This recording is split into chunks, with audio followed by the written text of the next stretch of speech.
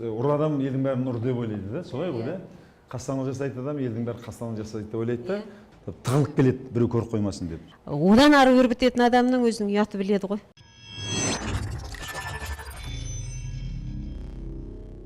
Кемелдену жолына түскен жандар деп айтсақ енді жалпы болатын шығар расымен де.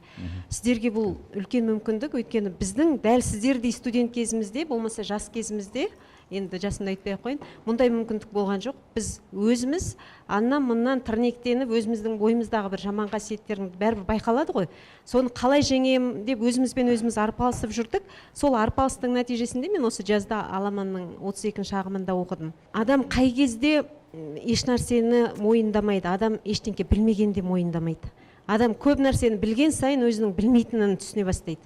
Менің білетінім ештеңке білмейтінім деп өздеріңіз білесіздер, иә, Сократтың айтқан ұлы сөзі. Адам неғұрлым өзінің білген сайын тағы да ар жағында терең жатқанын көреді ол. Сондықтан да ары қарай іздене бастайды, және іздену жолында мысалы мен намыстанбай, маған кім үйретеді? Саламат үйрете ме, Аружан үйрете ме, Айнұр үйрете ме? Өйткені менің мақсатым үйрену. Және кім менен қай салада жақсы біледі, мен одан үйрене берем, қашпаймын. Және өзімнің бойымда не бар, үйренгісі келген адамға үйрете беремін. Және менің риза болғаным, бұл кісіде егосын жеңу деген өте үлкен ғой, коронаны шешу деген. Университеттің балалары айтыпты. Мә, сіз Нұрсилаға барып жүрсіз ба деп. Студенттер таңғалады да, сабаққа кірсем бәрінің сұрайтын сол, апай сұрайыншы деп, не болса, сіз Аламанға қатыстыңыз, иә, сіз Ахметбек Нұрсиланың сабағына қатыстыңыз, иә, қалай екен дейді, айтып жатырмын ғой, сіз барғанда таңғалдық дейді. Мен енді барғым келіп жүретін, бірақ енді шешім қабылдай алмай жүретін, әкем айтатын бар деп. Сіз барсаңыз енді бірдеңе біліп барған шығарсыз дейді. Мен айтамын, үйрен. Таңғы сабаққа барғанға, аналар айтады дейді, сен топассың ба соған, Ахметбек кешке тыңдай бересің, өз ақылың жоқ па? Тығылып келеді, біреу көріп қоймасын деп. Қайда бол не, үйде барып жүрмін деп айтады. Жоқ, ол ыңғайсыз дейді бір түрлі дейді.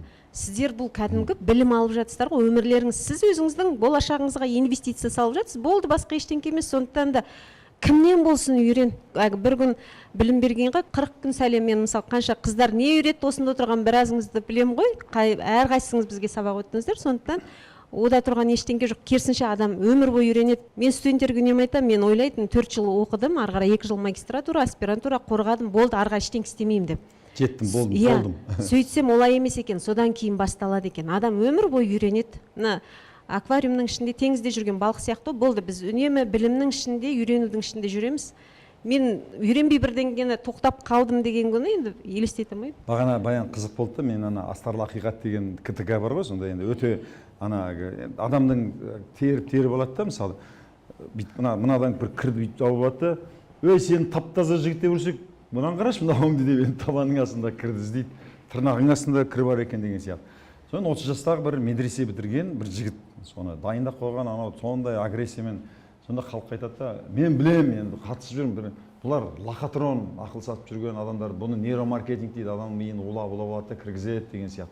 Сондай әңгіме айтып жүрді. Мен айтамын, енді университеттің мұғалімдері, ғылым кандидаттары, мысалы Казгуден де оқыды ғой бізде де, Казгудың мұғалімі, ол кісі де ғылым кандидат.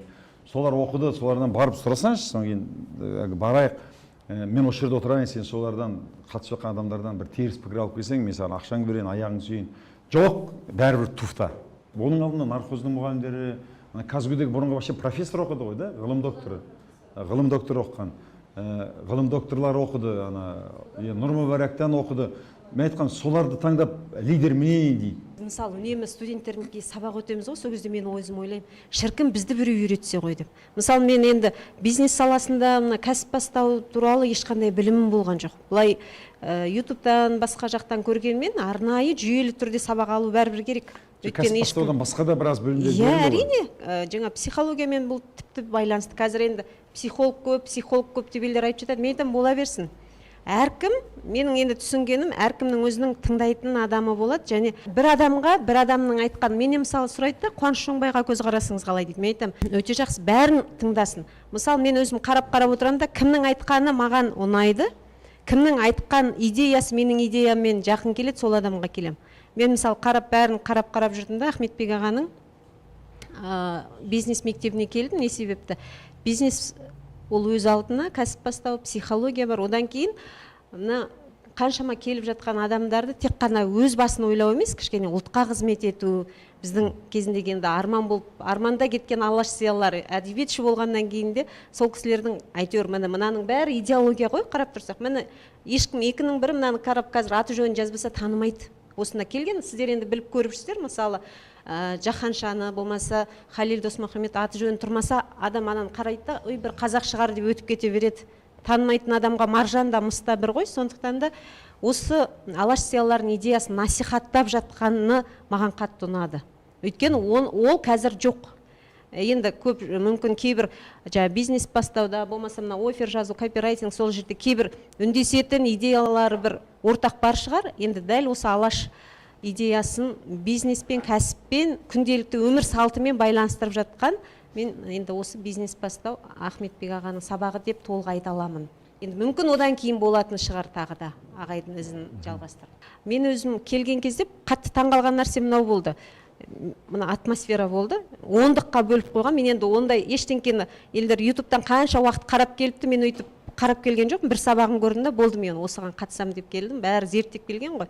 10-дыққа бөліп, 10-дықтың атының бәрін жаңа алаш зиялыларымен байланыстырып қойған. Одан кейін кәдімгі 10-дық, 10 басы жұмыс жасайды, 100 басы, кураторлар, бәрін кәдімгі табыстақ болған ғой. Жұмыс істемеуіңе, оқымауыңа болмайды.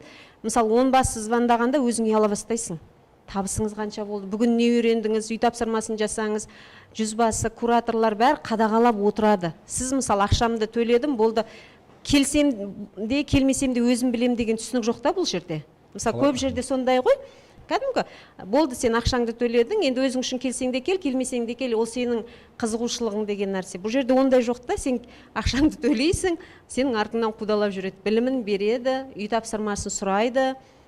Кәдімгі адамның кәсіппен бірге рухани өсуіне, кәдімгі бойындағы жақсы қасиеттерін дамытуға бар күштерін салады. Сондықтан күмәнданып жүрген кісілер өзі келіп көру керек. Мен әкем марқұм бір әңгіме айта бастайды ғой, дастархан басында, есімде әлемем айтатын. Отыраттан кісінің көзіне қарай, бетіне қарайды, басқасында болдың ба дейді. Басқасында болдың ба десе, жоқ естідім десе, басқасында болсаң не айда болсын деп қатты соған зауал айтатын. Басқасында болдың ба дейді, бетіне қарайды. Жоқ, болғам жоқ десе, ендеше өсек ол дейді. Қолмен ұстап, көзбен көрмегеннен кейін айтпауны деп. Бізге де сөйтіп айтатын да, кейде отырып айтамыз. Анау анандай болып қапты, ана конторда үйтіпті, ананың балын бүйтіп кетіпті деген кезде, басқасында болдың ба? Сол сөз айту керек та. Мысалы соң кейін естідім дейді ғой, мен естіген адамға ешқашан сенбеймін. Оның естуі бар, оның естуі ол. Ол оның айтқан нәрсені менің қабылдай салуым міндетім емес. Мен айтам студенттерден де, қай жерден оқыдыңыз деймін. Енді біздің саламыз. Қай жерден өзіңіз оқыдыңыз ба? Алып кітаптан, қай бетінен. Жоқ, естідім, солай десе қабылданбайды, өзің көр. Сол сияқты ғой бұл жерде де. Біреуден естіп, әлеуметтік желіден қарап, негативный пікірлерді жинап алып, соны ары қарай өрбітудің ешқандай қажеті жоқ. Келу керек та, көру керек. Егер шынымен де көріп, ішінде жүргеннен кейін сол сіздің ақшаңызға лайық білім берілмесе, онда айтуға болады деп ойлаймын. Онда расымен де ол кезде Ахметбек аға да өз жауап береді. Егер шынында да сол айтқан нәрседе көңілдерінің шықпай, білім берілмесе, ақшасын жай ғана алып жібере салса, онда осы уақытқа дейін жалғаспайтын еді деп ойлаймын мен бұл мектеп. Қанша ағым болды осы уақытқа дейін. Жақсы, дегенмен келейін деп жүрген адамдарға солар келіп бықсытып, енді жаманшылық жасау жеңіл ғой. Жаптым жала, жақтым күйе деген қазір мына әлеуметтік желі соған өте неменесін беріп жатыр да, мүмкіндік.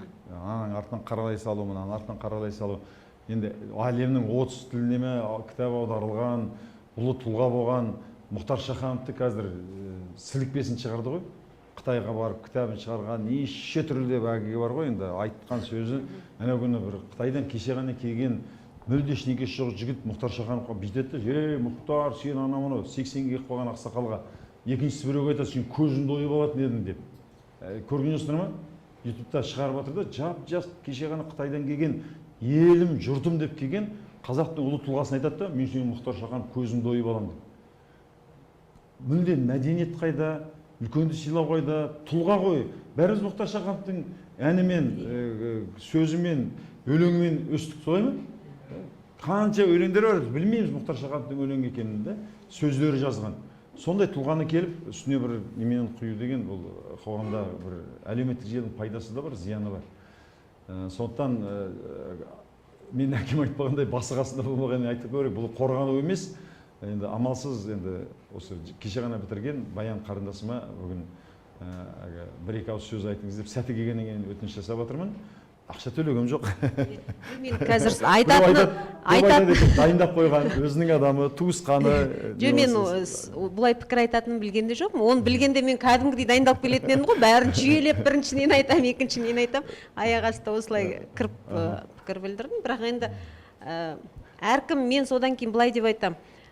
Сіз өзіңіз не істедіңіз? Мысалы, сол пікірді жазып отырған адам өзіне ойлану керек. Мен не істедім? Мен қандай деңгейге өстім, не істеп жүрмін өзімнің қара басымнан басқа. Егер де қара басыңыздан басқа ешкімге ештеңе істей алмасаңыз, үндемей-ақ қойғаныңыз дұрыс. Өзі ана ұр адам елдің бәрін ұр деп ойлайды да, солай ғой да? Қастандық жасайды адам, елдің бәрі қастандық жасайды деп ойлайды да. Соң айтады, ол дайындап қойған адамдар деп. Енді бірақ барлық адамның ар-ұят сатып, өзінің жоқ нәрсені бардай қылып айта беруіне, барлық адам ардан безген адам емес, егер сөйтіп ойлайтын адам болса. Сам такой деп айтып. Мен енді тәуелді бұл жердегі бір күн үшін жүрген адам емеспін ғой, еркін өзімнің жұмысым бар, ағаны сыйлаймын, сондықтан қалай бар солай айттым. Енді одан ары өрбітетін адамның өзінің ұяты біледі ғой. Жақсы, рахмет. Сізге рахмет.